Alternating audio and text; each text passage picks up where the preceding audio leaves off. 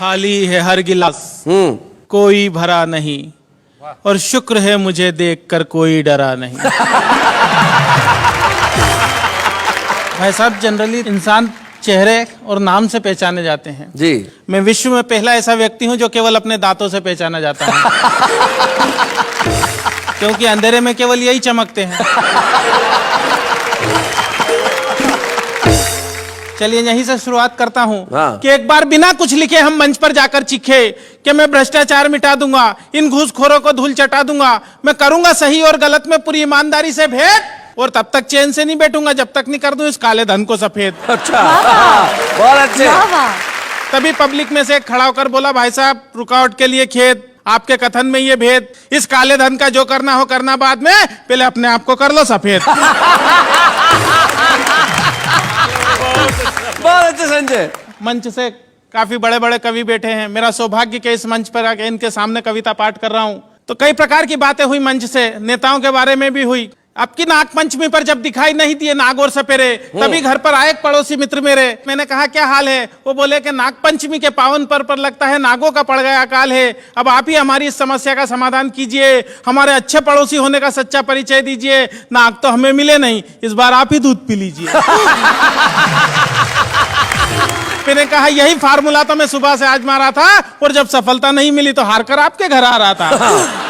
हमारी सारी बात हमारे पड़ोस में रहने वाला हमारा एक नेता मित्र सुन रहा था, जो कई दिनों से चुनाव के सतरंगी सपने बुन रहा था। उसने अपने घर का दरवाजा तत्काल खोला, हम कुछ बोले उससे पहले ही वो बोला कि मुझे बहुत दुख है कि आप दोनों एक दूसरे के पड़ोसी होते हुए भी एक दूसरे के दुख में शामिल नहीं है, और मुझे लगता है कि आप दोनों इस दूध के काबिल नहीं है।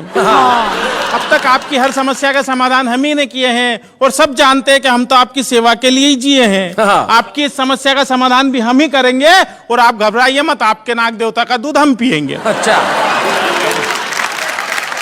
मैं समझ गया नेताजी का दूध के प्रति लगाव, दरअसल आने वाले हैं कुछ दिनों बाद चुनाव। क्या बात है। मैं भी मौका नहीं चुका, और नेताजी इससे आगे कुछ न बोले, इसलिए एक पल भी नहीं रुका, और दूध से भरा हुआ प्याला नेताजी की ओर बढ़ाया। किंतु नेताजी ने जैसे ही दूध पीने के लिए प्याला मुंह से लगाया, दूध अपनी पवित्रता खोने से पीछे हट गया, क्योंकि नेताजी के छूने के पहले ही दूध फट गया। क्या बात है भाई, वाह वाह वाह वाह। नेताजी के छूने के पहले ही दूध फट गया। हमने कहा नेताजी ये तो सब आपकी राजनीतिक शतरंज के चुनावी पासे हैं, और आप दूध के नहीं इस देश की जनता के खून के प्यासे हैं। वाह वाह वाह वाह, बहुत बढ़िया। मंच से ससुराल के बारे में भी बात की गई। मेरे जन्म ने नई नई समस्याओं को जन्म दिया भाई साहब। तो मेरे जन्म के तुरंत बाद एक चिंता मेरे बापू को सता रही थी, क्योंकि मेरे भविष्य से ज्यादा उन्हें मेरी शादी की फिक्र खा रही थी। मेरे जन्म के तत्काल बाद मेरे पिता भगवान से बोले कि हे भगवान, तूने एक ऐसा खेल खेला और एक बेटा दिया तो वो भी काला था पहले। एक दिन मेरे पिता मुझे हाथ पकड़ कर ले गए स्कूल में भर्ती कराने के लिए, तो स्कूल का प्रिंसिपल हाल में आकर बोला कि एक आइटम आया है स्कूल में बच्चों को डराने के लिए।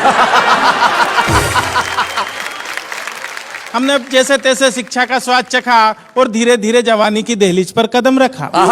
जवानी में पहुंचकर हमारी सूरत और भद्दी हो गई, क्योंकि शारीरिक अंगों में असामान्य वृद्धि हो गई।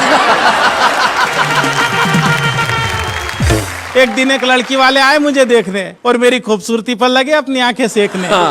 जाते जाते वो मुझे हक्का बक्का कर गए, हाथ में 500 का नोट धरा और रिश्ता पक्का कर गए। मैं गया तोरण के पास, तो आरती की थाली लिए खड़ी हुई थी मेरी सास। ससुर जी बोले जमाई जी पैदल ही आए हो, घोड़ी नहीं लाए हो?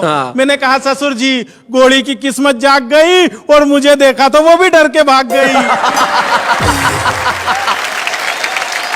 शादी के बाद का दृश्य तो और भी कमाल था। डर के मारे मेरा बुरा हाल था। मैंने जैसे ही पत्नी का घूंघट उठाया, तो वो मुझे देखकर मुस्कुराई, न डरी न चीखी न चिल्लाई। अच्छा। उसकी मुस्कुराहट देखकर मेरे भी मन का खौफ भगा, और मैंने पूछा क्या बात है, तुम्हें मुझे देखकर डर नहीं लगा? पत्नी बोली मैं एक नहीं दो नहीं पूरे 7 जन्मों के लिए आपसे बंधी हूँ, और डरने की क्या बात है, मैं तो जन्म से ही अंधी हूँ। तो भाई साहब इस प्रकार की घटना घट जाती है मेरे साथ में। मैं कहना चाहता हूं बात ही बात में, ये बात हर कोई नहीं जानता है, दरअसल देश के नेताओं में और हम में बहुत समानता है। अच्छा। हम दोनों जग से निराले हैं, फर्क बस इतना है कि हम तन के और वो मन के काले हैं। क्या बात है, वाह वाह वाह, मन के काले हैं। वाह वाह।